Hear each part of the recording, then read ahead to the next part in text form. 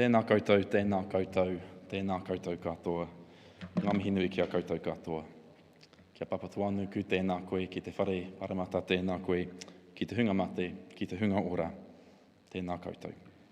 Ko tarikaka te maunga, ko kori mako te awa, no ingarani ahau ko Dan tōku ingoa, tēnā koutou katoa.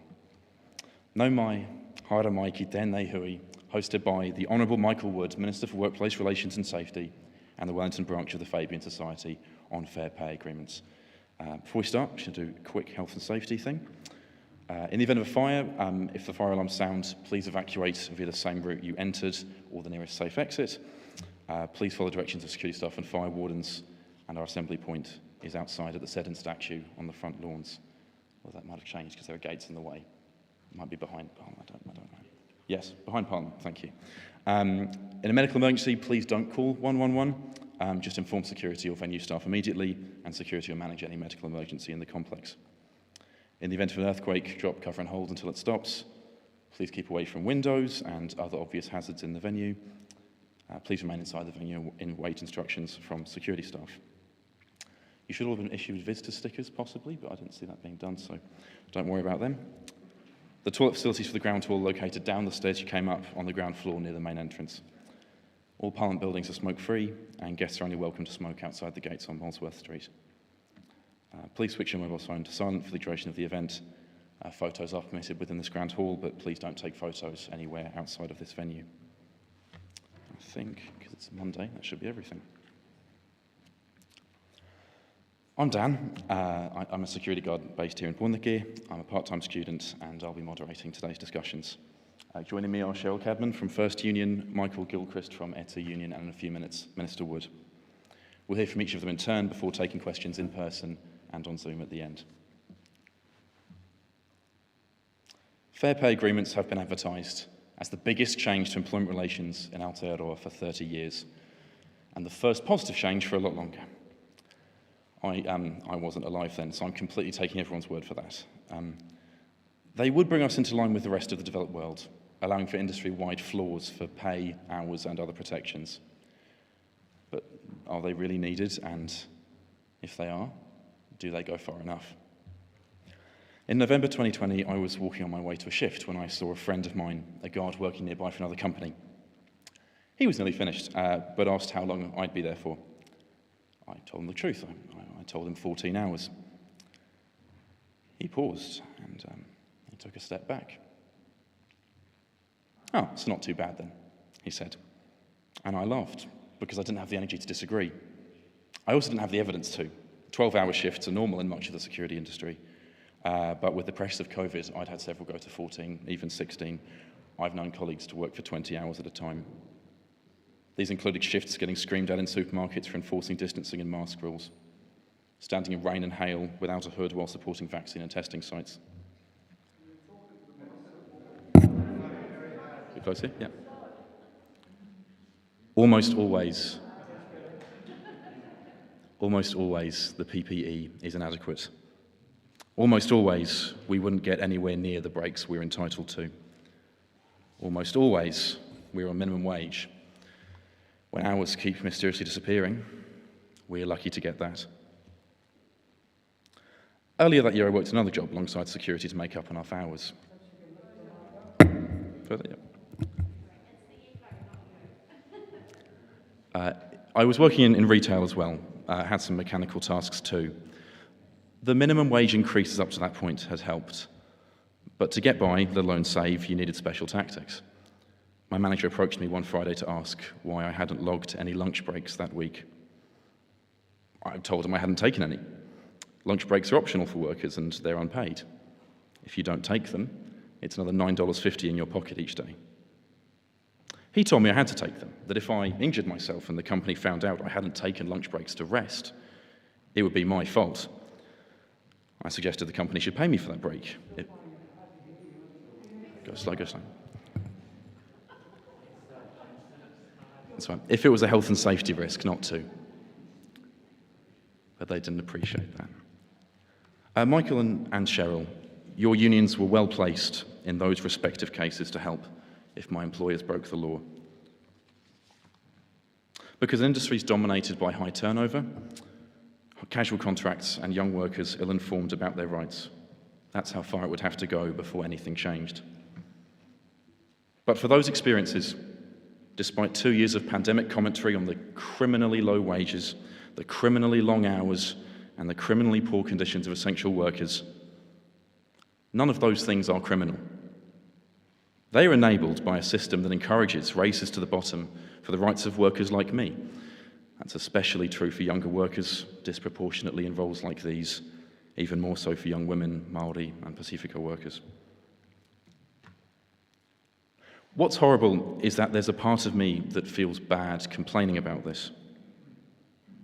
I know on paper I'm describing exploitative behaviour, but if I read the news, I feel in some way I should count myself lucky. The other day, hospital staff got given literal peanuts for having saved countless thousands of lives in their roles. 2 days ago, we heard the story of just one man among many who had been kept as a slave in our country. The social contract we had in Aotearoa used to be strong, so I'm told. My dad can recall a nation where our richest paid higher taxes and higher wages, where a more productive workforce meant higher living standards for that workforce. The gap between the wealthiest and the poorest was unbelievably smaller than it is today. We had social cohesion, a trust in our institutions that they repaid in us. But our social contract has largely followed the average employment contract here. Over time, it's offered us fewer protections, fewer chances for advancement, and it's gotten a whole lot more casual. But as you can tell, I'm an optimist. If I weren't, I wouldn't be here. Fair pay agreements offer us possibly the first step towards righting the wrongs committed against my generation and those to come, decades before we were alive to protest them. New proposals for an income insurance scheme are also in the pipeline. But the pressure in that pipeline is very low. So let's hear tonight how FPAs will make a huge change, but also think about how much more there is to be done. And to start us off in that discussion, I'd like to invite Cheryl Cadman from First Union to talk to us. Thank you, Cheryl.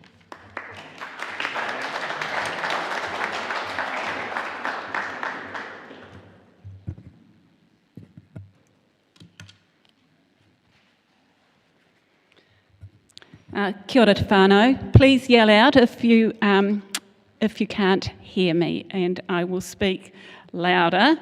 But anyway, hopefully this is okay. Kia ora te whānau. Ko Cheryl Cadman aho. My name's Cheryl Cadman, and I'm Regional Secretary with First Union. What many of you probably don't know is that FIRST stands for Finance, Industrial, Retail, Stores and Transport, and those are the industries that we cover. So we're a private sector union, and we're mainly working in those industries, and of course we work a lot with our brothers and sisters at E2. So I'm delighted to be sharing a stage with E2, talking about these really important things called fair pay agreements. For our union, the areas where we'll be looking for fair pay agreements initially will be retail, buses and forestry. However, I thought today that I would concentrate on retail. It's an area that I know well, and I think it gives a very good example as to why we do need fair pay agreements. So the supermarkets in New Zealand, as you know, are owned by have two major players. We have Foodstuffs, which is New Zealand owned. They cover the Pack and Saves, New Worlds and Four Squares. And we have Woolworths, which owns Countdown and the Fresh Choices. So that's about 80% of the supermarket market, essentially. So before I return to where we are now, I just want to do a little walk down memory lane. And somewhat older than you, Dan, I was a delegate in the mid-1980s and I became an organiser in 1989. At that time, supermarket workers were covered by the National Retail Food Award. The pay was reasonable, the hours were good, penalty rates and overtime were there for workers, and that was all covered by the agreement. Then in 1991, we had the brutality of the Employment Contracts Act. It was an evil piece of legislation, and it was designed to destroy organised workers. So we have to be really clear about that. That was the intent of that legislation. It was a terrible time to be an organiser, because over the space of a few years, we saw all these hard-won gains slip away out of our grasp. For retail workers, it meant that their wages either stagnated or went down for new workers. So current workers would maintain some of the conditions, but new workers would come in on lower conditions. So over time, the lowered conditions became the norm. Security of hours, wages went down, security of hours were lost, casualisation increased, overtime and penalty rates were lost on most workplaces. In the year 2000, we had a change of legislation. We had the Employment Relations Act. That made a lot of changes for the better, but it didn't change that fundamental issue with the Employment Contracts Act, which was based on site-by-site bargaining.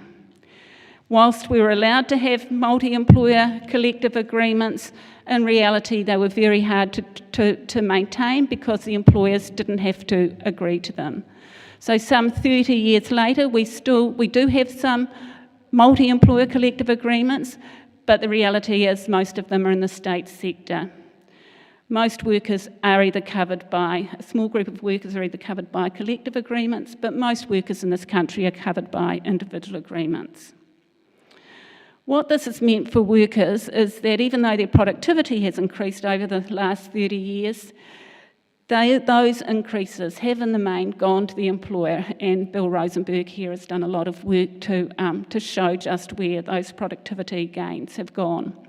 So, when the Employers Association says that don't change the law, it's working really well, we've got flexibility, this is great for workers, quite frankly, that's bullshit. It's not great for workers, it's great for the boss, and that's why they will fight very hard against our against fair pay agreements. So I just want to return to Countdown and to the Countdowns, to Woolworths, who owns the Countdown supermarkets and foodstuffs, who owns the New Worlds, Pack and Saves, and so on. So we have 181 Countdown supermarkets in the country, owned by Woolworths Australia, so one employer, and we have a collective agreement that covers those supermarket workers. The Foodstuffs group, we have about 200 New Worlds and Pack and Saves and over 234 Squares. Each of those enterprises are franchised. So what that means as a union, to bargain for those workers, we have to negotiate a collective agreement on every single one of those sites. So we're talking close to 500 individual collective agreements. Clearly, our union cannot do that. There is just no way we can do that. We have negotiated collective agreements on a number of foodstuff sites. We've had good outcomes from them, but it's absolutely physically impossible for us to be able to do that. And I just want us to remember that this industry dominated by the two heavyweights that the Commerce Commission said we're making $430 million in excess profits every year. Just let that sink in, $430 million. So these heavyweights, many of whom are paying not much more than the minimum wage, they paid their staff an extra 10% bonus when we went through the lockdowns. The moment the lockdown was over, they took that 10% off them. Not because they could afford to pay it, of course they could. They've got $430 million in excess profits to pay a bit more to their wages. They just didn't want to. And so what we have on site now is that we have many workers who are on minimum wage or just above minimum wage. Many of our members have to claim working for families, or what I sometimes call it is dole for the boss. Because here we are having workers working for these incredibly wealthy organisations, and we have to subsidise them because the employer does not pay enough for them to live a decent life. Some of you will remember the late great Helen Kelly talking about the Foursquare worker in Kaikohe. She talked about the young woman in a small supermarket and asked who's looking out for her. And I would say to you, yes, she comes under the coverage of the union I work for. She comes under the coverage of First. Are we ever going to be able to look after her interests and negotiate a site collective agreement for her? No, we're not, because we just don't have the resources.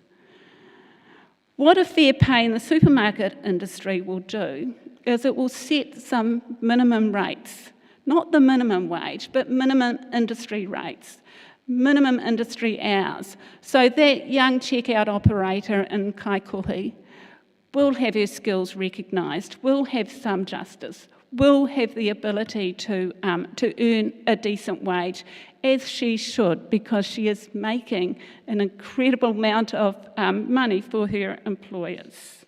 And not only will that checkout operator in Kaikohe, but all her workmates up and down the country will also benefit from the fair pay agreement.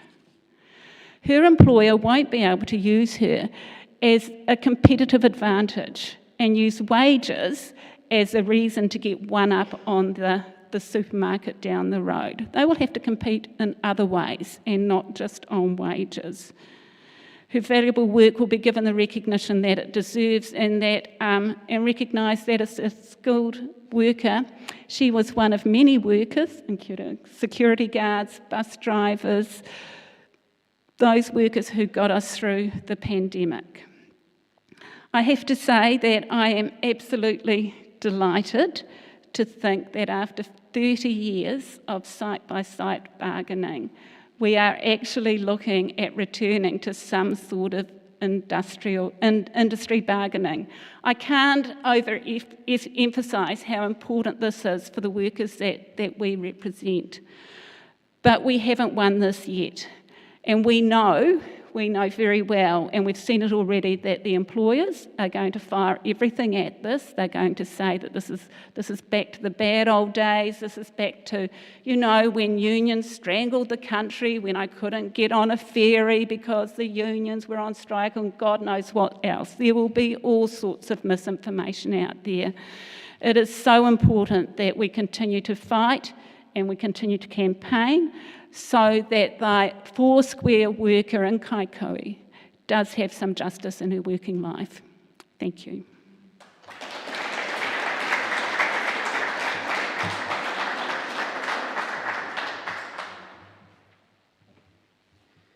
Kia ora, Cheryl.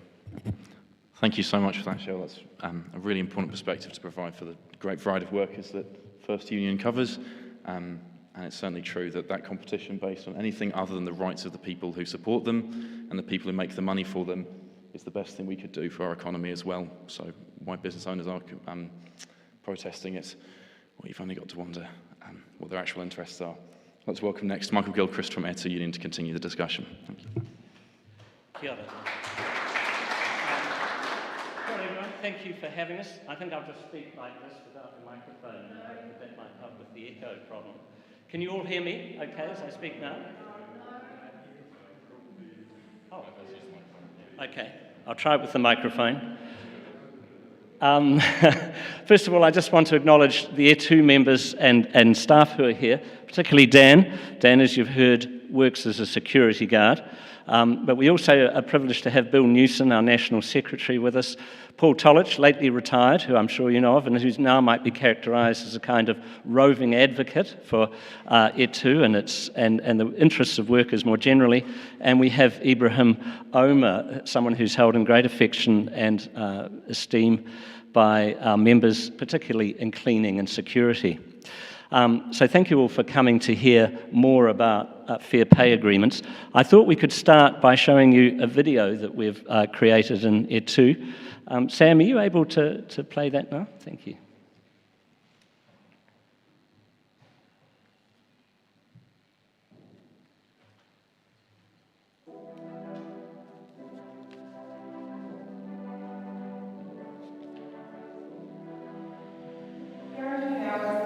huge thing for home support workers.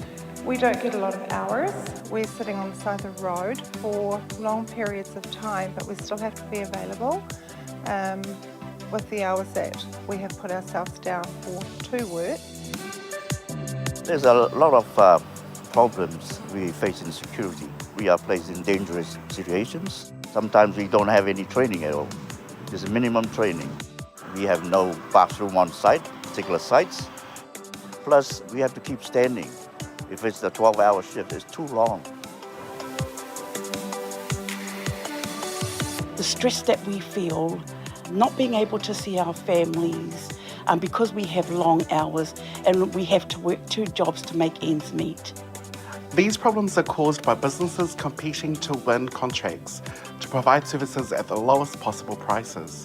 This creates a race to the bottom, where employers make up the savings by keeping pay and conditions low and taking shortcuts in health and safety.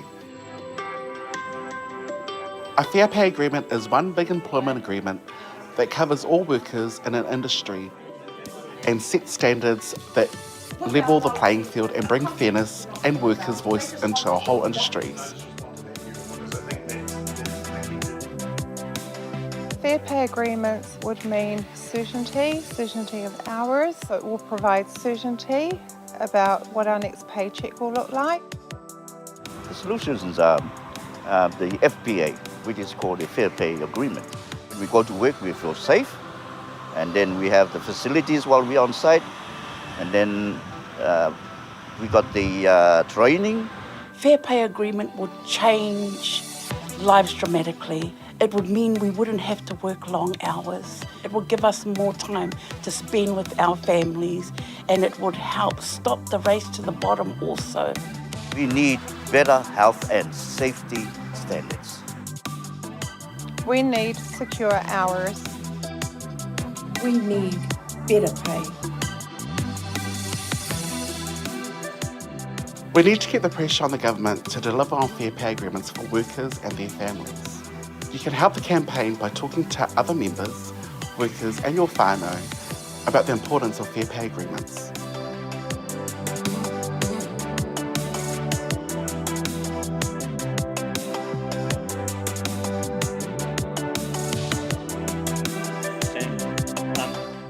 Yeah, so look, I thought we've already heard about the working situation of one security guard that we have here, and through that video, a little more about the situation that cleaners face. I just thought I'd encourage you to make submissions on the bill. Submissions close on the 19th of May. I've circulated some leaflets that give you a link to a very easy-to-use submission form on our E2 website. But I just thought I'd highlight a couple of areas that you might want to consider, just to sort of prime the pump when you're thinking of how you can contribute with a submission. And I do hope you will consider, even if it's a kind of fairly bare-boned formal submission, making such a submission. And the first area, I think, is one that has come kind of quite close to the top of priorities for us in E2, and I suspect it will be across the union movement, and that is to make the purpose and the text that describes the objectives of this bill in the explanatory note to the bill part of the formal purposes of the Act. I think it's under Section 3 of the Act when it becomes law. And so what that would look like in getting those policy objectives described in the explanatory note to the bill included in the formal objectives of the Act would be, or the purpose of the Act as it's called, would be, and we think this is very important because of course it will have a huge influence on how the Act is interpreted by the courts and by judges, and of course in the everyday interactions that we have the whole time with employers. We're always appealing to that legal framework. And so what that would look like is that the purpose would say, as it does now in the explanatory note, that the purpose of the bill is to address systemic weaknesses in New Zealand's labour market, including the significant prevalence of jobs with inadequate working conditions, low wages, low job security, poor health and safety protections, and a lack of opportunities for upskilling and advancement including, for example, in the employment of Māori and Pacific peoples, young people, and people with disabilities. So those are the stated purposes of this legislation in the explanatory note to the bill. And while Michael's joined us, I think I can speak on behalf of all E2 members in saying what a fantastic set of objectives those are, what a huge change they represent in the way that we're thinking about the importance of labour. It reflects, I think, as Michael has said, the kind of awareness of the importance of essential workers, cleaners and security guards, and the incredible role that they've played, and this growing feeling that we believe is really quite widespread, and that we notice the whole time, this acceptance that something has to be done to recognise those people in a much better way than we have done before. So that's what those in the explanatory note, it sets out those objectives, and we think if they became a formal part of the Act, that would have a really great effect on the overall import and impact of the Act. Another area, though, that is just worth mentioning is workloads and work measurement systems. So we've heard a lot about stopping that race to the bottom. At the moment, with cleaning workers and security guards, we do have them covered by Part 6A of the Employment Relations Act, and we only obtained that for security guards in July last year, but they are now protected in case a contractor successfully bids for the contract that they're working on. So say, for example, OCS was to lose the contract that they have here at Parliament to another cleaning company, say ISS, then those workers transfer over. They have the right to, they have to be offered their existing jobs, and they transfer over with their terms and conditions intact. However, what we're finding is that about 2 or 3 months after that occurs, then the employer restructures and they revise the whole working method that's employed, and they're able to justify their lower bid and their successful bid by simply making workers do much more work per hour. So quantifying workloads can be difficult, but we believe it needs to be something that is begun as soon as we have an FPA, and we think that over time it could become a huge part of providing justice for those workers. I mean, at the moment, workers are often doing 2 or 3 rounds of cleaning in the time that they're employed to do 1 round. We can't stop that. We can't stop revisions of cleaning, revisions of that work to enable that race to the bottom to continue, and for people bidding for contracts to underbid each other in terms of how much labour they can extract per hour. So those are 2 things that we're very interested in. But I hope that you will have other thoughts, and please do take the opportunity to make a submission as the first thing you can do to really support the passage of this very important legislation. Thanks, everyone.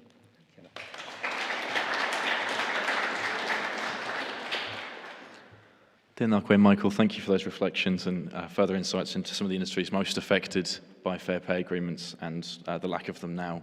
And also really important reflection, I think, on those objectives of the FPAs. I think with more changes to employment relations in the pipeline and to support for workers, hopefully those are things the government can carry forward and continue to inspire their work programme. With us, we're very, very lucky to have the Honourable Michael Wood, Minister for Workplace Relations and Safety, to provide us a government perspective on the Fair Pay Agreement legislation and its recent first reading passing. Mr. Wood, thank you.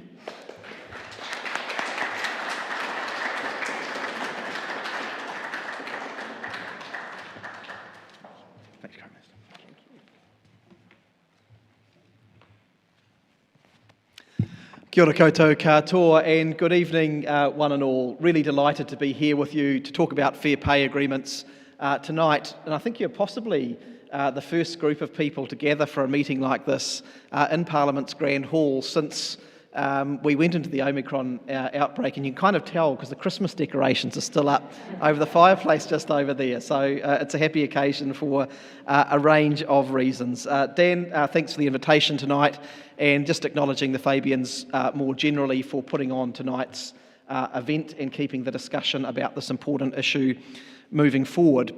I think many of you will have tuned into the parliamentary debate that brought the legislation to the House last week.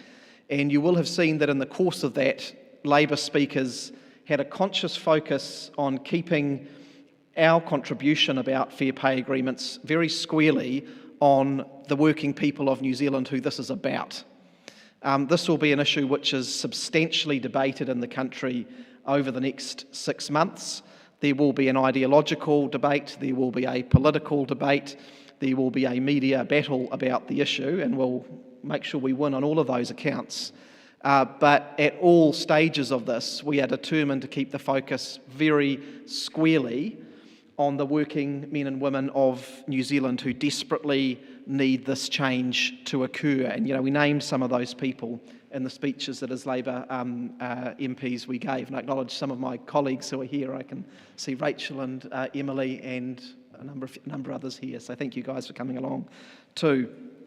As I say, it will be a very significant debate about our values and our direction as a country, and Angela, and to some degree the broader economic model that has shaped New Zealand over the last 30 years that we are seeking to transform as a government. We are dealing with very fundamental failings in the economic and social model that we inherited as a government when we came into power. Many of us here are familiar with the fact that our labour market over the past 30 years has been highly deregulated, more than virtually any labour market in the developed world. That the outcomes of that have been a significant diminishment of the bargaining power of workers, a significant diminishment of the extent of collective bargaining across our economy, and consequently a significant increase in inequality and the way in which wealth and income is distributed in our country. And I'll just pop up a couple of slides which illustrate some of this. This slide here, which I think, do I see Bill Rosenberg here? I think we might have nixed this from your book. Yeah, lots of great slides in Bill's book. This slide tracks labour productivity versus a proxy for wage increases over a period from 1978 up to about 2017. Basically, you could track it back to close to after the Second World War. And what you would see is that between that period and about 1991, the two lines bubble away, but they largely follow along. So basically what was happening over that period in time was that as productivity increased across the economy, those people who sourced their income from wages and salaries were roughly getting a proportionate share of that. As they produced more economic output per hour, they were getting an equivalent share of that, and those people who took the returns from capital were getting about an equivalent share of that as well. What we see from 1991 is a significant and sustained divergence. So in other words, as productivity continued to increase across the economy, not as much as it should have, and we'll get to that soon, but it did continue to increase, the share that people who earn their income through wages got did not keep up in a commensurate way. We all know about the welter of reform that happened in that period, but very significantly the ECA sat there at that point in time as a pivot point in terms of how wealth and income was distributed in our country. And so when working people kind of say that we feel like we've been getting left behind for a long period of time, the facts bear that out. And that's one of the problems that we're trying to deal with here. This is an interesting graph as well. What it illustrates, and this period is from 98 to 2015, it illustrates the wage increases that have occurred by decile over that period. Just ignore the first bar for a moment, and we'll get back to that. It goes through the different income deciles, from lowest income decile on the left-hand side through to highest income decile on the right-hand side. And what you see is a very clear trend that the fruits of economic growth and wage increases have flowed through far more to those at the upper end of the income bands. Why do we have a peak in the lowest income band? It's basically because we've had this tool called the minimum wage that as a government, particularly Labor governments, we have levered to make sure that some of the benefits go through to the very lowest income workers. But what this graph shows is that it's a limited lever. It gets benefit directly into effectively that decile of workers, but we still have a very skewed and inequitable trend in terms of how benefits are flowing through to other workers in terms of wage increases over that period. And all of this, of course, on a comparative basis stacks up with the international evidence.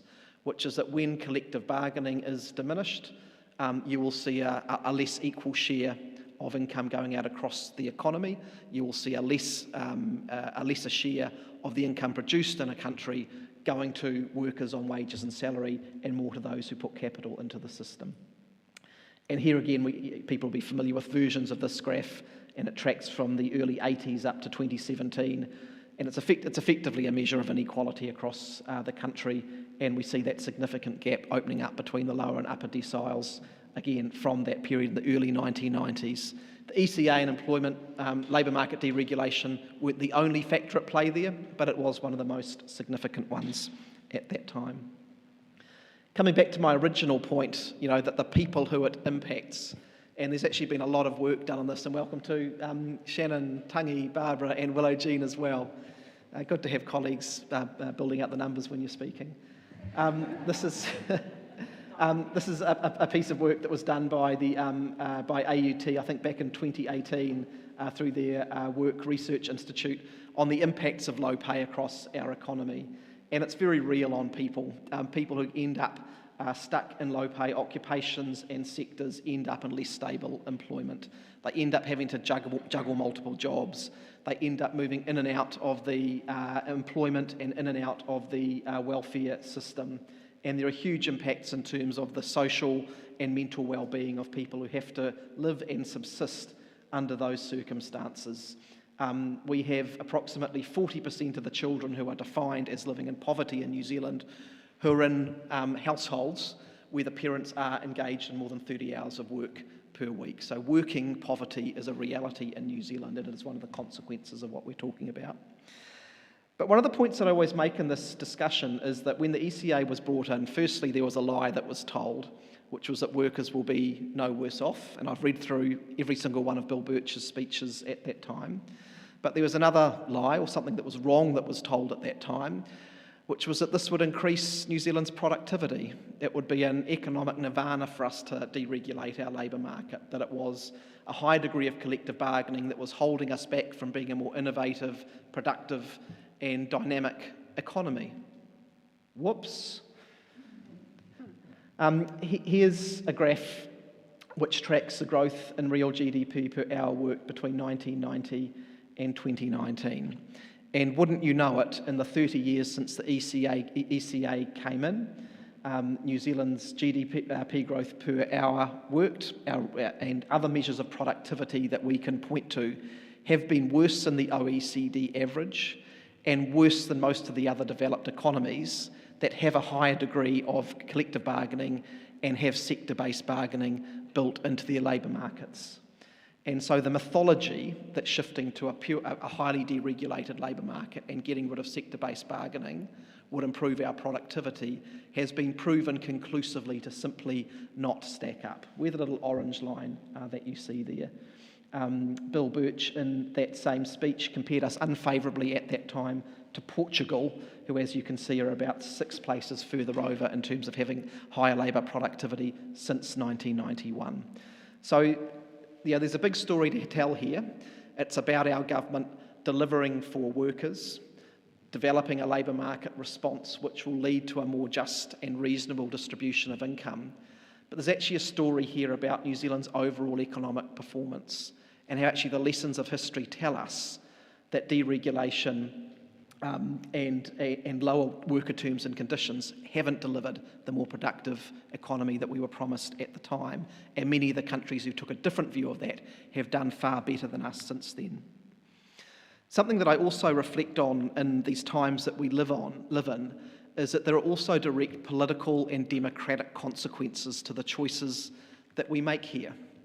And that as we look around the Western world, and we're often alarmed by the growth of extremism, the growth of demagoguery, the growth of reactionary movements, in nearly every single case, whether you look to Brexit in the United Kingdom, the growth of Trumpism in the United States, anti-migrant extremism across Europe, nearly always at its source, and this is not to excuse any of the outcomes, you find dispossessed people who have been left behind through an economy that does not include them. And it's my very strong view that unless we move towards a more inclusive economy, The more that we leave people behind, the more that we risk social cohesion, the more we risk the strength and the ongoing viability of our democracy and the institutions that sustain it. And again, I won't claim that FPAs are the one shining solution to that, but ensuring that we have a fairer system for distributing the wealth in our country is a part of making sure that people feel included, a part of making sure that people feel that they have a stake, and a part of making sure that people support the democratic institutions that we all value so much in our country. There are three core principles that sit in behind FPAs that I want to briefly speak to before shifting on to a couple of comments about how the system will actually work as we have proposed it. The first one, which I spoke to in my first reading speech here last week, is quite an important one. It's a notion that labour should not just be another cost input. The cost of labour shouldn't just be set in the way that we set the cost of widgets that go into a factory. One of the most influential political thinkers on me when I was at university was a guy called T.H. Green, who was a late 19th century sort of liberal, radical English philosopher. And he actually came from a relatively conservative, non-conforming church background. But what he fundamentally came to, and what sort of shifted his thinking, was this view that if you treat people like that, there are real-world outcomes to that just cannot be morally sustained. That treating labour just as a market input in terms of its cost has real-world consequences in terms of the way that people live, in terms of the health and well-being of people, in terms of the kind of lives and opportunities that children have in our society. And so labour shouldn't just be a cost which can be traded against to get business. In fact, if we want to develop an economy that's both inclusive and more productive, the evidence is very strong that we should be incentivising firms not to compete on a low cost of labour. We should be incentivising firms to compete on the other stuff that actually drives productivity: better goods and services, higher levels of productivity, innovation, R&D. They're the things that the most successful economies in the world focus on, whereas we've very often been focused on a low labour cost input model. Bad for workers and actually bad for the overall development of a productive economy. The second point that I spoke on in my speech is the notion that wealth creation is a shared endeavour. Some people in this room will be familiar with a theory which many in the left held to, particularly in the 1970s, called the labour theory of value, which held that virtually all of the value in an economy was derived from what labour put into it. And that's not a view that I share. But we've virtually got the opposite that's embedded into parts of our economic model and often public narrative at the moment as well, where it's often seen that the only way in which value is created in our economy is through the efforts of those who put capital and entrepreneurship into business enterprises, when it's very clear to me that it requires both. It requires both. It requires people to take risks and it requires people to put capital in, but it requires working people as well to make sure that we build value in our economy, that we produce the goods and provide the services that we need to drive our economy forward. And fundamentally, at the heart of FPAs is that notion that wealth creation is a shared endeavour. And if you fundamentally accept that, it's not then a big leap to say, well, actually, how we think about how the wealth is shared and actually putting in place a model which has both parties at the table to have a good faith negotiation about that is not an unreasonable step to take. You know, Helen Kelly often talked about this idea that sometimes in our public discourse in this country, workers are sort of sometimes spoken about as being lucky to have a job and lucky to get a pay increase. That is the narrative that we are moving away from with fair pay agreements. We're actually basing this on the contention that workers have a legitimate place at the table, that their contribution is important, and it is not unreasonable for workers at a sector level to be there at the table, negotiating fairly for what their share of those endeavours should be. The final point, and it's one that I want to really reinforce in this debate, is that fair pay agreements are about the fact that we value work. We value work. We value the labour that people contribute into our economy and our society. I've lost count of the number of times in this house I've heard members opposite get up and bloviate about how important work is how terrible it is if people are on welfare, for example, and they're not in work. Yet when it comes to a conversation about work actually being valued and people being fairly remunerated for that and having a say in that, they go very quiet indeed. And so it's in the traditions of our labour movement and the Fabians that we value work and the contributions of working people. I think there's a very powerful narrative for us to pick up there with New Zealand, because most New Zealanders agree that work should be valued and is a social good, and it builds people's confidence and sense of contribution, that we should have a system that appropriately values work. And that is a core principle that sits in behind FPAs as well. Broadly speaking, FPAs, if you want to boil it down, will enable workers and employees to bargain for a minimum set of terms and conditions of employment across an industry or an occupation. That's the simplest explanation of what it does. And so you can think about the fact that we currently have statutory minimum terms of conditions that apply across the workforce. A minimum wage, statutory minimum sick leave or annual leave. Fair pay agreements are about workers at a sector or occupational level being able to bargain and set other minimum terms and conditions that are appropriate to their sector.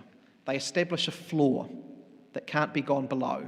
Terms and conditions can be negotiated above it, but we're saying here there's a basic floor that we shouldn't be able to go below. That's important in terms of the dignity of the work that those people carry out, but critically it's important in terms of stopping the race to the bottom that we see in so many sectors, and we heard about that before. Sectors where we know that employers, who aren't necessarily the bad guys in this, are kind of locked in a labour market where they only can do well, where they can only pick up contracts if they bid at the lowest level. And the way that they often have to do that is by lowering the cost of the labour that they have. And our Wellington bus drivers, I think, are probably the cause célèbre for that. And what we've seen through that example is not only a bad outcome for those workers, but effectively a public service that at times has collapsed because it's become, acknowledging Roger Blakely from the Regional Council, who's been doing his best to put that back together, because we haven't been able to attract workers into that sector. Surprise, surprise. So that's a really important point. The setting of minimum terms and conditions stops the race to the bottom. And as we say down here as well, it's also about that higher road journey of setting up a labour market in which we focus on the things that are actually good, that drive shared value for everyone in the system. It's a relatively permissive and accessible system, so we've followed through on the recommendations of the Jim Bolger-led working group. Unions will be able to initiate for fair pay agreements on the basis of 1,000 workers or 10% of the workforce in question, or a public interest test. So there's a hurdle to be gotten over, but we deliberately haven't set it overly high. The purpose of this legislation is that we do have fair pay agreements that we get down to negotiating. It will be open for sectors of workers to identify themselves if they wish to move forward with fair pay agreements. So the government won't be stipulating which sectors they apply to, but indications that we've had from sectors and through discussions with the CTU is that some of the sectors that you see up on the screen, cleaners, security guards, supermarket workers, bus drivers, also aged care workers, might be early prospects for it as well. And of course we know across those workforces that we have particularly high proportions of Māori, Pacifica, women and migrant workers. I won't ask you to get a simple diagram of how the system will work, ladies and gentlemen. Broadly speaking, fair pay agreements, as I said, will be initiated by unions for a group of workers. Important to note that unions will have a good faith responsibility to represent and bargain on behalf of all workers in that sector, whether those workers are members of the union or not. And the benefits of the fair pay agreement will apply to all workers, whether they are union members or not. So there's not a free ride here for unions. In fact, one of the critiques of fair pay agreements is that you could argue that in some senses they almost could be seen to encourage free riderism. The point that I would make there is that we have to get the benefits through to workers, and I think the union movement recognises that. And actually, if unions engage positively and well here, I think they will be in a position where they're in front of many more workers and are able to talk to workers about the benefits of joining. But that'll be on unions to do that work. There'll then be a bargaining process which takes place. In some senses, it'll be like collective bargaining is now, but it will involve more parties in most cases. It will nearly always involve multiple employers, and it will very commonly need to involve multiple unions. And so rules are set into the system as to how that coordination will happen.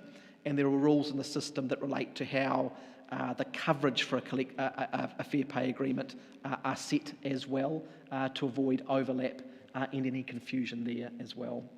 There'll be significant support provided into the process. A lot of that was funded in the budget last year, so there'll be support provided through MB, through resources, education, other things to enable the bargaining to proceed in an orderly way. There'll be additional support that's available through the mediation system and the Employment Relations Authority as well to help the process move forward. For an FPA to be finalised, there'll have to be a ratification vote of both employees and employers, and there'll be a small weighting to smaller employers within that system. The parties will have 2 goes at that. If ratification can't succeed after 2 goes at a ballot, then an FPA will go straight to the Employment Relations Authority for a determination. And similarly, if bargaining becomes protracted and difficult, it can go to the Employment Relations Authority for a determination. This is a relatively new feature in the system. We've only had 1 collective agreement which has been settled through the arbitration function of the ERA in recent, one at all, and it only happened last year. It's really important within the system because the goal of the FPA reform is to make a change. We do not want to see FPAs becoming protracted, becoming difficult, becoming sources of bitter dispute. We want the parties to focus on good faith bargaining. If that can't occur, if they can't get to a result, then the authority will come in and will ensure that the benefits of FPAs do come into effect. So that's a very important part of it. After FPAs are settled, they will be brought in as a piece of secondary legislation. So they're not like an individual agreement or a collective agreement where it's effectively an employment agreement between the 2 parties. It will be a piece of law, coming back to my point that this is effectively about setting a minimum set of terms and conditions that are legally enforceable for that sector. And that will be signed off by the Secretary of MB. And that will mean that for certain terms and conditions within that FPA, they will actually be enforceable by the Labour Inspectorate and will have a bit more strength than many other standard terms and conditions do. So look, that's a bit of an overview of what's actually in FPAs. They'll be longer term than collective agreements. They'll be between 3 and 5 years. That's about recognising 2 things. One is that there's quite a lot that's involved in the negotiation of one of these, so we think it's appropriate that they are longer term to minimise the transaction costs for all concerned. But secondly, we actually want the parties to lift their sights a little bit. We don't want these just to be a haggle over what the wage increase will be for the next year. We want there to be genuine good faith discussions about the broader set of issues, skills and training, health and safety. Why can't we attract enough workers into this profession? What are we going to do about that? How do we staircase people through? What does a good pay system look like that'll help us to get there? Those kind of things I think can be worked through with a longer time frame in place. Final comment I just want to make is about what we do now. There's a parliamentary process that's underway. I do encourage everyone to submit. If you support this, tell us you support it, but also please tell us the areas where you think we can make improvements to the bill. But more broadly, my goal with this is not just for us to win this in the Parliament, because we will. My goal is that we win this in the country as well. I don't just want this to be an issue that we defend when we go out there.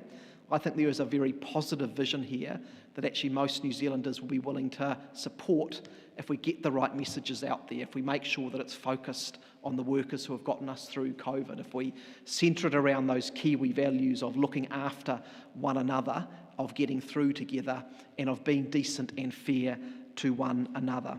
So those are the key messages that I hope that we can get out there. I think this is a bill and a piece of work that's in tune with the temper of the times. As I say, COVID has taught us again that we're reliant on one another, including workers, many workers who have been left out in the cold for 30 years. So I'm feeling very positive about this, and I hope that working together, all of us who support it can make sure that this becomes a sustainable change that delivers real benefits for workers in our country.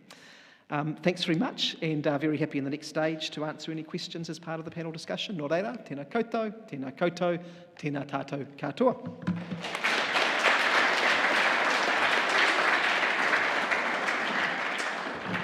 Tēnā koe, Minister, and before we go into some quick questions, I do want to thank again Minister Woods, Michael Gilchrist and Cheryl Cameron for their speeches. Ngā mihi nui mō tō koutou kōrero. It's been really inspiring and insightful, and I really hope it's fueled us for the next stages of this legislation. I do want to quickly pick up on, just to get started, on some of the notes that the Minister brought up in his speech about the fair economy. I talked to my colleagues, other security guards, about fair pay agreements fairly regularly, seeing what their thoughts are, what they understand, and what we need to do better. There's a lot of excitement, obviously, and I think especially for us, younger ones, this is not only a big reversal of what we had before, but the first good thing we've known in employment relations for our entire lives. But there's also a scepticism, I think, that there's more that needs to be done. I think, as you mentioned in your speech, Minister, this isn't a magical solution that will fix everything. And that can go from broad structural issues even all the way down to the fact that the mandatory minimums we have now, the statutory minimums we have now, are seldom enforced fully, especially industries like security and cleaning, where they're often violated. And that kind of makes it harder to have full confidence, all the inspiration that we could fully extract from these FPAs. The question I'd want to ask, and I'm interested in Michael and Cheryl's thoughts possibly as well, is, as you say, there's a lot more to be done. And so to make it wider, what is that? What is the next stage? What is it past fair pay agreements that needs to be done to really fix those issues in the economy, if we acknowledge that this is just the first step? Sure. Look, a couple of responses there. I mean, the first one... Would you like to use the podium, sorry, the microphone, yeah. I mean, the first one is that workers need to organise if they want to resolve some of these problems, and that is occurring in many places. But fair pay agreements will not just happen because a piece of law has been passed into existence. It will require workers and unions to utilise the tool to get good fair pay agreements into place and to build their ability to have some collective strength in the workplace to get the best possible outcome. So I referenced my comment before, which I hope wasn't taken the wrong way, that this, it's not a free pass to unions. It's a tool which we think ensures that we have a fairer system for setting minimum terms and conditions that rebalances the imbalanced labour market that we have now. But workers and unions will need to work hard to bring it to fruition. So I think that is the most important thing that will need to happen in the next stage. But also there's ongoing work for us to do as a government across the labour market more broadly. I've signalled that there's work that's underway at the moment to look at some of the sets of issues around contractors, where we know that there are in parts of our labour market relatively widespread misclassification of employees as contractors to the detriment of that people. So we have a work stream that is going on there. We have ongoing strengthening of our institutions, and I've signalled that that is a piece of work that I think we need to work more on in the coming years. The current institutions that we have been largely around since the reforms in 2000. Some of them are working very well, some of them not working so well, and I think we probably are approaching the time where we do need a review there as well. So there's an ongoing reform and legislative program that we as a Labour government need to take forward. But also, I just come back to the first point that having put the tool in place, we need people to organise to get the best benefits out of it.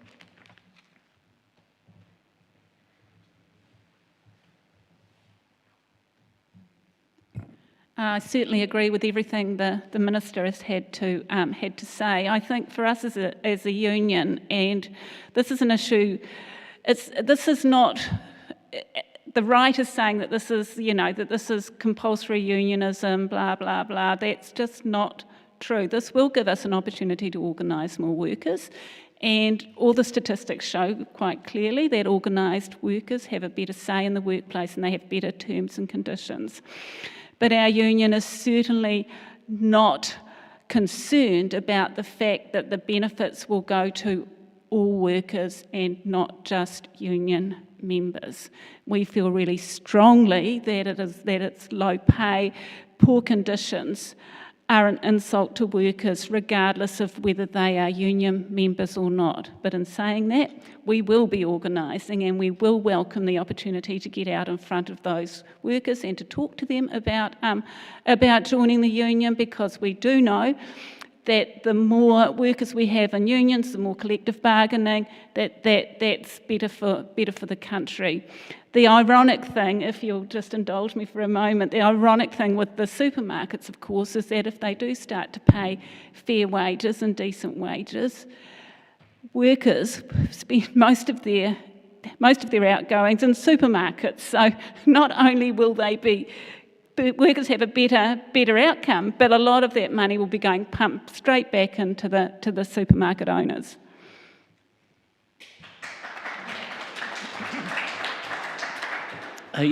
Kia ora. Yes, I think one of the things I think we're going to be very interested in is to see how the kind of social license develops, how the acceptance of the rights of low-paid workers, of doing much better for them, develops. And particularly, we hope that that may help us build union membership as we go along. But, you know, the ideas of the ruling group become the ruling ideas, and the kind of moral import of this legislation we hope will flow through and allow us to organise better. But we do face a problem in that we find it very difficult to maintain union membership amongst workers who are changing the whole time. As soon as they change an employer, they may remain in the security or cleaning industries, for example, or in the other industries that are going to be most affected, but they lose, their membership drops off as soon as they change employer. We have to chase them. And that's beyond before we actually recruit people. So that as that license, I think, develops, we may hope to see some conditions that will make it easier for unions to organise as well. Kia ora. Thank you all. Really good perspectives for now and the future. I think Philip has very kindly volunteered to be our microphone on wheels, or legs. So if we've got some questions from the audience, we're happy to take them now by hand. Some down here, yeah. Some down here, Philip. And one there in the middle as well. Do you want to go in the middle there, Philip? I think we'll go up first, and then we'll come down here. And if you could direct them to one or two of the panellists, that'd be excellent. Thank you. Can you just tell me a bit more about the mechanisms of how an actual agreement happens, and whether an employer is these mechanisms, whether a particular employer can opt out? You know, when you could talk about, say, the plastics industry, you know, how does, well, I don't know how you define the plastic industry, but let's say, what's the mechanisms of getting them to the table, and, you know, a bit more about the mechanics, because that seems one of the, I don't know what's in the legislation, but that's quite an important point, I would have thought. Yes, look, happy to speak about that. So,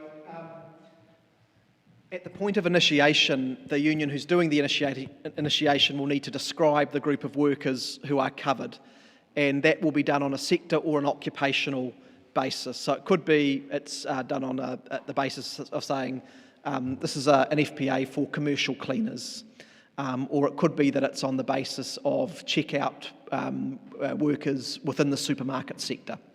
That will be worked through quite carefully with MB at the beginning to make sure that it's as precise as possible, so that there's certainty both for workers and employers who are involved exactly who is going to be covered by this FPA. The coverage will then be able to be bargained for during the course of bargaining, as is the case with collective bargaining at the moment, and the final coverage may be different from the coverage that was initiated for. But anyway, you'll have a defined coverage at the beginning. There are then duties in the legislation about the various roles that the unions involved and employers have to inform people about that. So unions will have a duty to, and as far as they reasonably can, to inform employers within that sector that, hey, we have initiated an FPA for this sector. Employers will have a duty to inform their workers that an FPA has been initiated to cover the work that you do. And there will also be a role for MB and for the peak body, should they choose to participate, in getting that word out as well, so that people know about it. At that point, a bargaining party will then have to be formed. It's quite possible, you could quite easily think of examples where you might have an FPA that's initiated for a sector where there might be 500 or 1,000 employers. And obviously you can't have all of those people represented at the bargaining table. So the bargaining will largely occur through employer organisations. You might, for example, if it was covering, you know, retail workers, have, for example, Retail New Zealand as a recognised bargaining agent for employers in that sector. And it will have the job of coordinating the representation for employers who will then sit at the table. They will have a duty of good faith on them as a bargaining party to be reporting back, communicating back and forward with the employers who they are bargaining on behalf of, in the same way that the union or unions have a duty of good faith to be reporting back and forth with the workers who they are responsible for. And so in that way the bargaining will proceed with a bargaining party at the table who has duties back to their constituents on both sides. And then at the end, they also have to take back the agreed settlement for voting on both sides as well. That bit's a bit new. We're familiar in a collective agreement setting that the workers will go back and vote as to whether to settle a collective agreement or not. Under FPAs, it will also go back to employers to vote on whether there's a settlement or not. And for the smaller employers with under 20 employees, there'll be a slight weighting in their favour with the vote to ensure that their voice is not effectively drowned out by a very large employer potentially in the sector. Does that sort of get to what you're wanting to understand? Always.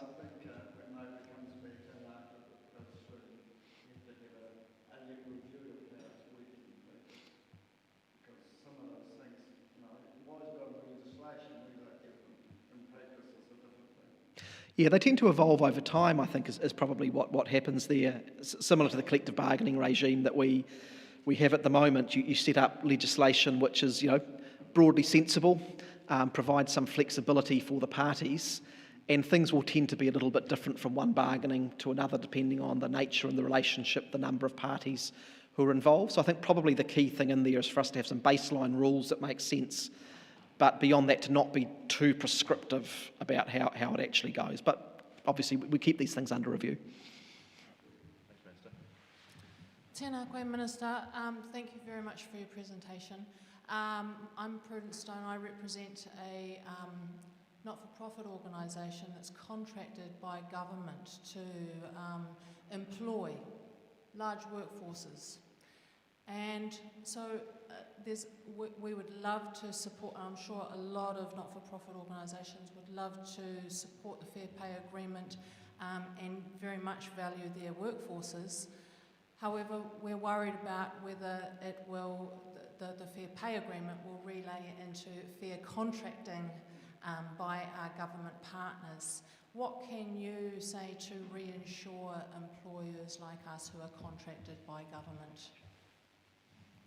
Yeah, look, thank you. And that's a point that we have considered in how we design the Fair Pay Agreement system.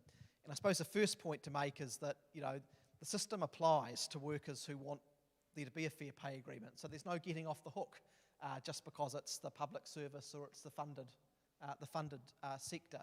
So the public sector and the government ultimately will have to engage in the system in good faith in the way that private sector employers do.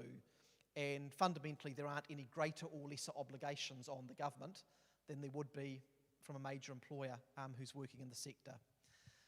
As I described it in answer to the previous question, there'll be obligations on the parties at the table to kind of be feeding back and keeping in contact with other parties who have got a relevant stake in this. So, for example, in the funded sector, the employers who are at the table obviously need to be talking to government as the funder about making sure that this is going to work. Clearly, there'll have to be a relationship there. In a sense, that's not necessarily totally different to some of the arrangements we have through collective bargaining at the moment, but it becomes more consequential. I think one thing that might give a bit of comfort, and I think might resolve some of the issues that you're raising, is that because fair pay agreements will set minimum pay and conditions for work, and this is a really important point, they will set it for work. They will not be setting it for an individual employer as we have with collective bargaining at the moment. There will be more of a level playing field for employers like yourself in the funded sector. You're not going to run the risk that as you are seeking a contract from government to deliver a service, that you will be undermined and disadvantaged by another NGO or employer who has poorer terms and conditions than you, because the work will be at a level playing field. And this is, I think, one of the most important parts of it. But I agree, we'll have to work on the funding side as well to get the sustainable solutions in place. Again, I'd point to the 3 to 5 year nature of the agreements as well. That, I think, for all concerned, is going to provide a bit more flexibility and to deal with some of those issues in a more sustainable way as well. Kia ora. My name is Nikki Hurst. I'm with New Zealand Council of Christian Social Services, and further to Prudence's point, we're curious about what happens to existing pay equity agreements, developing pay equity agreements, particularly the pay equity agreement expiring on the 30th of June. So the two processes are different. So pay equity has its own legislative life and set of processes, and fair pay has its own ones as well. So nothing about the coming into effect of fair pay agreements will affect any extant pay equity agreement or the ability of parties to develop a new pay equity agreement under that piece of legislation.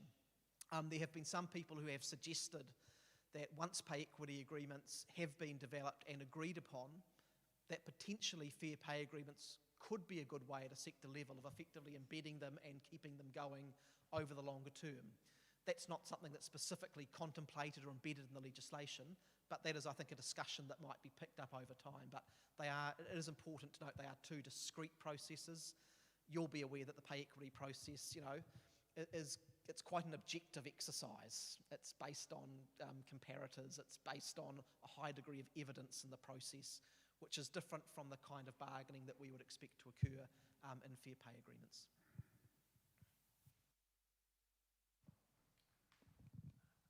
Roger Blakely, Greater Wellington Regional Council. Minister, as you know, bus drivers are a classic example of an industry group that would really benefit from the fair pay agreements.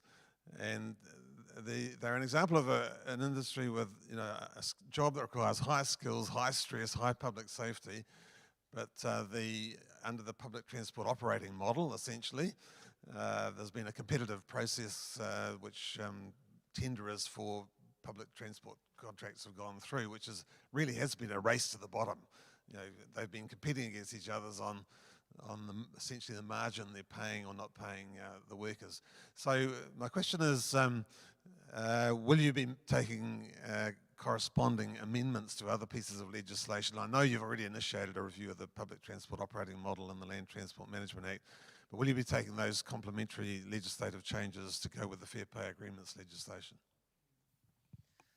I mean, the sector you raised, bus driving, is it's the most apposite example I can think of the failure of the current model. It's been the classic race to the bottom in all respects, to the extent that we now have quite a number of the employers in that sector who support this happening because they've seen how fundamentally flawed the current model is and how unsustainable it is. Bear in mind that under the recommendations of the Independent Climate Commission, we probably need to roughly triple the number of buses and bus drivers that we have over the next 20 years as well. So we're going to have a sustainable labour market for them, and we don't have that at the moment. The PTOM changes are on their way, and I hope to have really firm announcements around those within the next few months as they make their way through the cabinet process, and I think that'll get us to a much better place. But I mean, to be honest, to some degree, the fair pay agreement framework on its own will deal with a lot of those issues. It will fundamentally, in a sector like bus driving, it will basically take out wage competition. It will put in place a floor that you can't get below and compete against, and that's been the fundamental problem that we've seen in that sector with the erosion of conditions that we've seen there. So I'm confident that for bus drivers in particular, but many other sectors, it will be a meaningful difference in and of itself. But combined with an improved PTOM model, which focuses on more than just the commercialities of that sector and some of the other things that are important, I think that will get the whole sector onto a much more sustainable footing.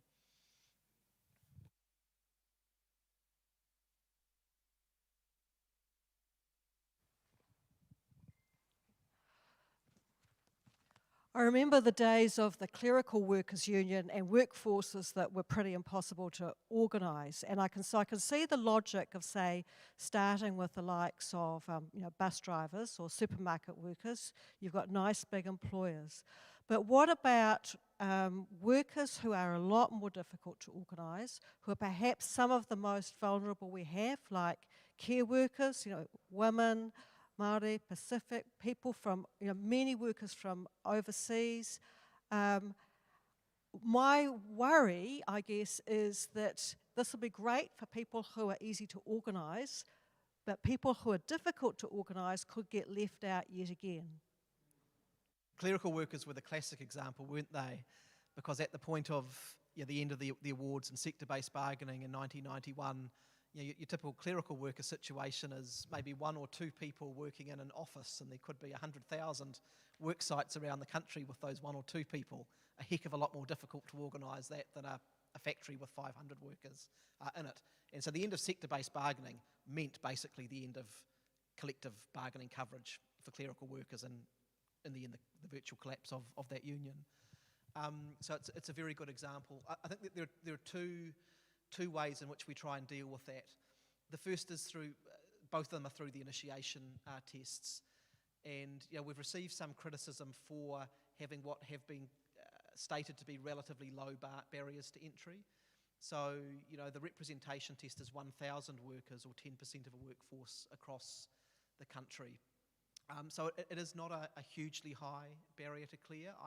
I think if there is a concerted effort by a union in a sector in response to an issue and in response to genuine needs within that workforce. But secondly, we have set up a public interest test.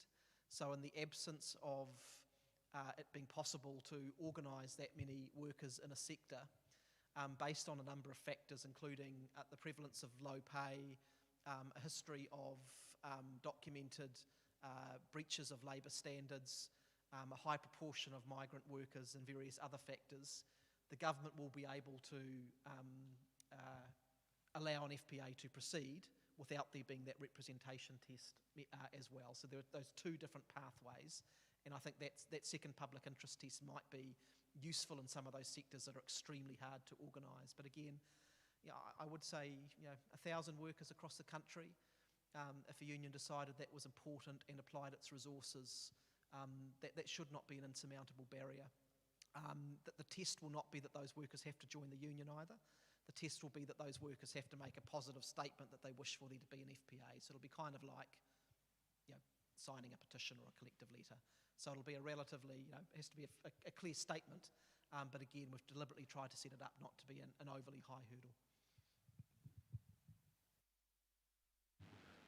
I'm afraid I think that's all the time we have, folks. So we've just gone over by 10 minutes. Thank you so much, Minister, for answering all of your questions there. Thank you, Michael and Cheryl, for joining us again. Thank you, all of you, for joining us, especially if you're on Zoom as well, this evening. It's been a really great discussion and really insightful. And we hope to have got a cartoon from one of the recent newspapers, I think, there. And we hope to see as many submissions from you as possible with those leaflets that you have gotten earlier on the FPA agreements, to make sure that they can be the most engaged with and most effective they can possibly be as part of a broader package going forwards. Thank you all. And we also have an event next week, or the Fabian Society has an event next week, featuring Rebecca McPhee talking about income insurance. What's the... not income insurance. Health and safety at work, that's right. And what's the date and time of that? 5:30 p.m. next Wednesday. So please keep an eye out for the information about that and register for that to keep on the discussion. Have a fantastic evening. Paul Mardier. Thank you.